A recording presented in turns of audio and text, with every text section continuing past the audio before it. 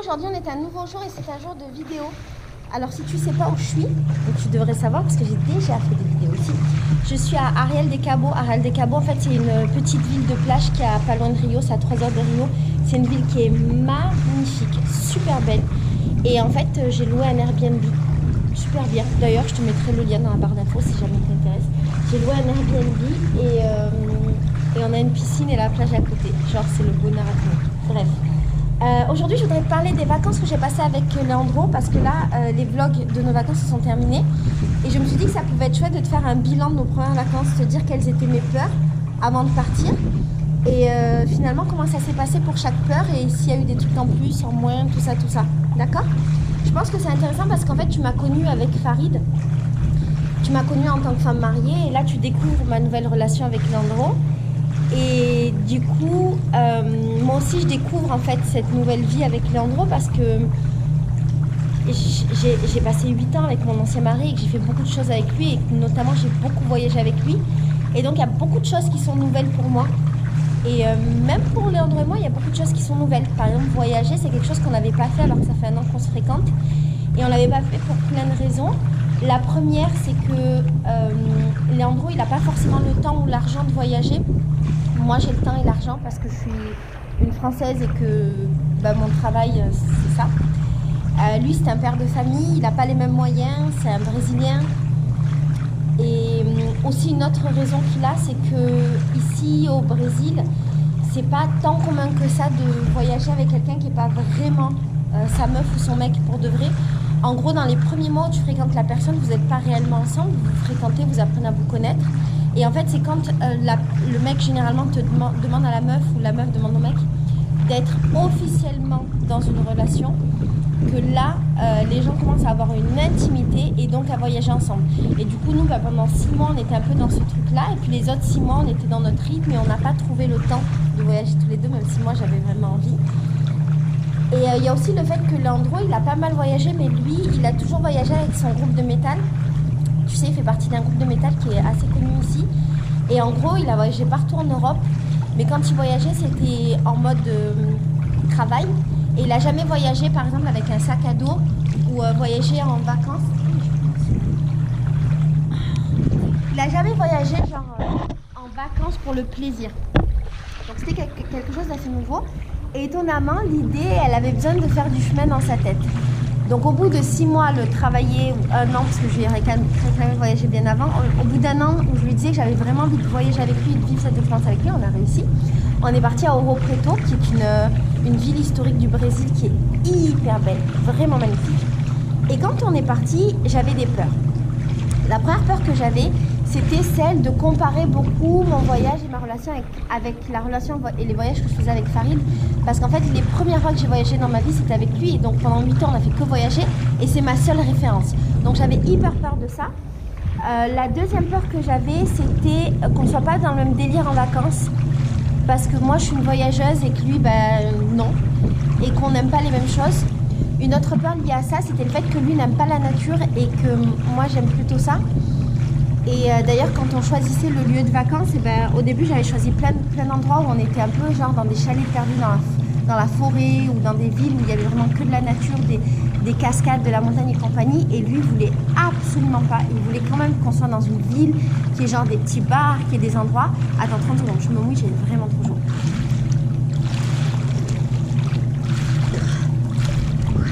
Donc j'avais peur que ça bloque un peu par rapport à ça. J'avais peur qu'on s'entende pas. Comme on n'était jamais resté autant de temps ensemble, généralement on reste à la maison 2-3 jours.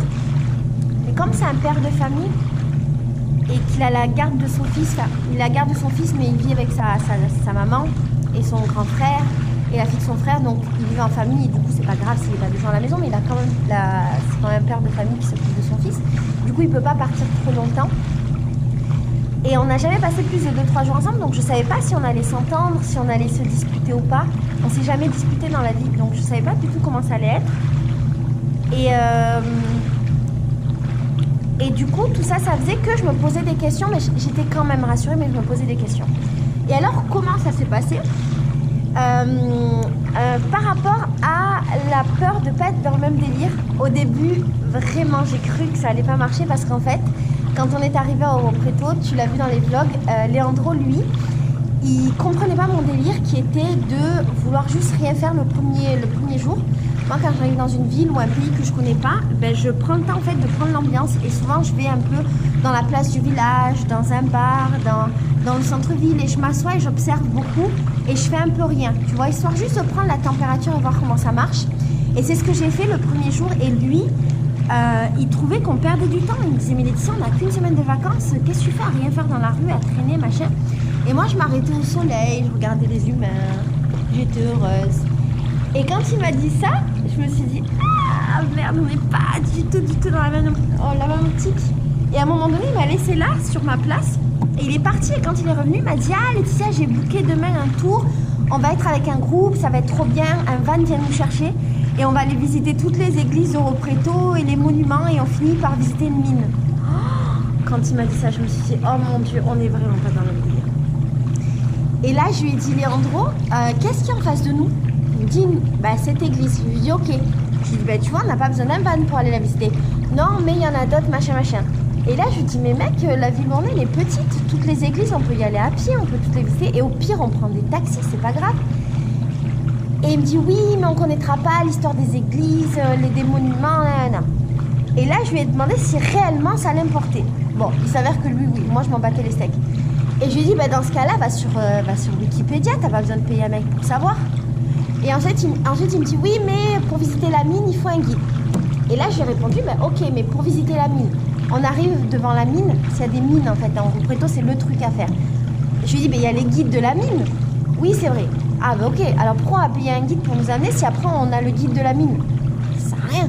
Et là, il a compris que, en fait, ça sert à rien. Mais il voulait quand même faire. Et en fait, à ce moment-là, il y avait un petit pépé qui passait, tu vas le voir, tu l'as vu dans la vidéo. Et le pépé, je l'attrape et je lui demande ce qu'il y a à faire et où est-ce qu'il y a une cascade proche. Et le mec, il nous explique tout. Et j'ai attrapé Leandro, je dis, Leandro, est-ce que tu me fais confiance? Oui. Du coup, viens, on part à l'aventure et on va tous les deux trouver une cachoeira. Cachoeira, ça veut dire cascade. Et du coup, il m'a fait confiance, on est parti, on a vécu une aventure trop bien, tu verras dans les vlogs. Et en fait, ce qui était magnifique, c'est que pendant cette journée et à la fin de la journée, il m'a remercié beaucoup de fois. Il m'a dit, Laetitia, merci, j'avais jamais fait ça de ma vie et c'était exceptionnel. J'ai trouvé ça merveilleux parce que ce mec a une ouverture d'esprit qui est assez incroyable. Il fait confiance et il laisse faire les choses. Et c'est génial en fait parce que ça ouvre plein de possibilités. Alors que j'aurais pu tomber sur un mec qui était super dans son truc et qui voulait pas bouger de son truc et qui m'aurait fait chier. Et j'aurais fait des concessions, j'aurais été avec lui. Mais c'était pas mon délire, voilà. Je lui ai dit, hein, Leandro, je dis, moi, faire un tour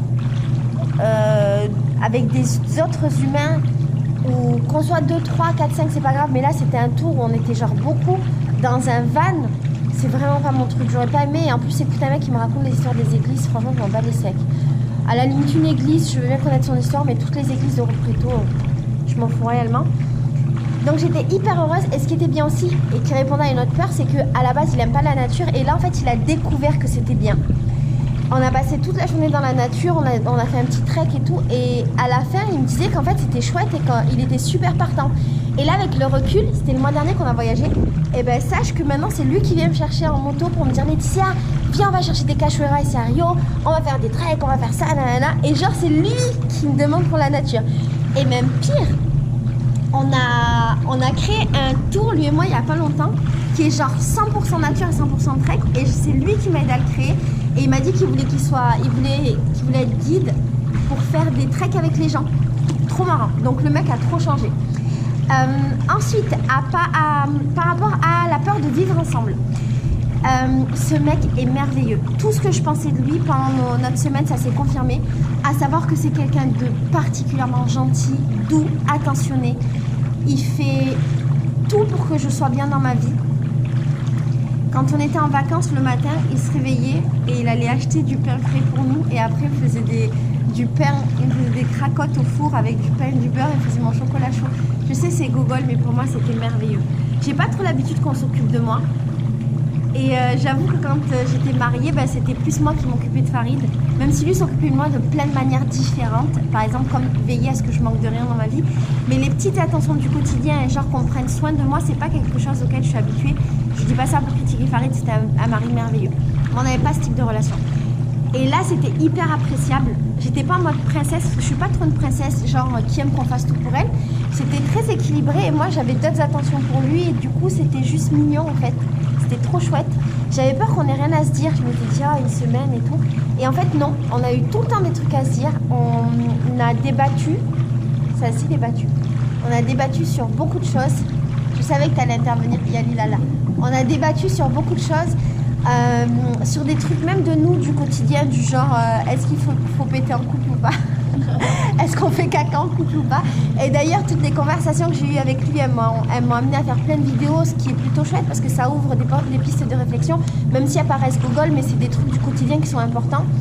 Ce qui est bien, c'est que lui et moi on a beaucoup parlé du fait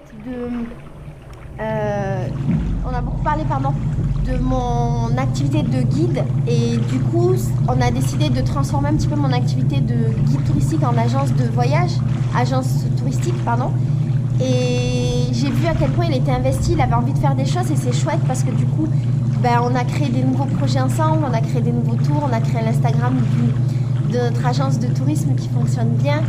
Et j'ai eu l'impression qu'il prenait sa place en fait dans ce projet alors qu'avant c'était juste un acteur au même titre que les autres intervenants, les mototaxis par exemple. Et j'ai trouvé ça magnifique qu'on crée en fait une autre dimension à notre relation, voilà, sur plein de points de vue. Je pense qu'on s'est beaucoup rapprochés, qu'on est devenus très intimes, encore plus qu'avant. Et qu'en plus voilà, on a rajouté cette dimension professionnelle. Et c'est marrant parce que moi je crée toujours des activités professionnelles avec mes mecs. Avec Laurent, avec qui je suis restée 4 ans, on a créé notre entreprise dans le textile publicitaire qu'on a eu pendant 6 ans. Farid et moi, on a eu beaucoup de commerce, lui et moi, on a eu des magasins de téléphone, on a eu un bar, des magasins de réparation de téléphone, on a eu des magasins de cigarettes électroniques. Donc on a... Ouais, mais j'ai toujours créé des entreprises avec mes mecs en fait, et j'aime bien ça. C'est pas un truc de genre j'ai besoin d'être assistée, machin, parce que j'ai besoin de personne pour faire mes business, mais j'aime bien avoir la relation de travail avec mes mecs. Et en fait, du coup, avec Landro, là, on est en train de créer notre relation de travail et je l'aime bien. Donc, c'était chouette. Par rapport à la comparaison avec Farid, donc, au début, je me suis rendu compte que je comparais beaucoup nos vacances et ses réactions. Genre, Farid et moi, on avait plus une relation gogol. On n'était pas trop en mode amoureux pendant nos vacances, en mode petit couple qui s'aime, machin. Farid et moi, on rigolait énormément. Et il me taillait tout le temps, je le taillais tout le temps, c'était vraiment bien. Et au début, Leandro et moi, on était plus en mode romantique et je me disais, est-ce que ça va me saouler? Et en fait, non, c'était trop bien. En fait, c'était trop bien, genre, je sais pas, d'aller au restaurant en mode petit amoureux, de marcher main dans la mer, je l'ai jamais fait avant, de marcher main dans la mer, de s'aimer, de faire des photos d'amoureux, parce que les Brésiliens font beaucoup des photos de couple et des trucs de couple, et moi, je suis pas trop habituée à ça. Et en fait, c'était juste chouette, et j'ai beaucoup aimé, et très vite, je me suis rendu compte qu'il ne fallait pas comparer. Je le savais, mais c'est naturel, je le sais, mais il fallait cette petite piqûre de rappel. Et je me suis bien rendu compte qu'il ne fallait pas comparer parce que les relations étaient différentes et les personnes étaient différentes et que ce qu'on avait construit, c'était différent, donc ça n'avait aucun intérêt. Mais je pense que j'avais besoin un petit peu de cette mise en pratique pour m'en rendre compte encore plus. Du coup, le bilan de ces vacances, c'est que c'était des vacances merveilleuses. On a tous les deux, je pense, un petit peu changé notre vision des choses par rapport à notre couple, par rapport à nos vacances, dans le positif. On s'est tous les deux rendu compte que c'était hyper agréable de passer du temps ensemble, encore plus que ce qu'on pensait. On s'est rendu compte aussi que vivre ensemble, c'était vachement chouette et qu'on n'empiétait pas sur l'espace l'un de l'autre et que du coup, c'était plutôt cool. Par contre, ça ne nous a pas donné envie de vivre ensemble tout le temps. Je pense qu'on aime bien, tous les deux, avoir cette opportunité de vivre ensemble et de vivre seul, d'être genre seul ensemble. Et c'est une grande chance qu'on soit sur la même longueur d'onde. Et en fait, pendant nos vacances, on a prévu nos prochaines vacances, ce qui est plutôt chouette. Et du coup, les prochaines, on va aller normalement à Recife et ensuite, on va aller à Bahia. C'est trop bien parce que c'est juste ouf en fait. Ces vacances, pour moi, ça a été les premières vacances au Brésil et ça m'a trop motivée à voyager. Et d'ailleurs, là, je suis à Arraial de Cabo. Ensuite, quand je rentre, je pars à Buzios. J'ai voyagé aussi à Ilha de Gigoia, c'est une île qui est dans Rio. Et j'ai envie que de voyager maintenant. Donc c'était trop bien. Franchement, c'était des bonnes vacances d'un point de vue personnel et d'un point de vue de couple. Je suis trop contente. Voilà, c'était mon petit bilan des vacances. Je suis contente de le partager avec toi vu que tu as partagé notre semaine de vacances en vlog. Je te fais des gros bisous. Et je voudrais te montrer, j'ai appris à plonger, je suis trop fière. Du coup, je vais le partager avec toi, d'accord? Bon, c'est un plongeage de Google, hein.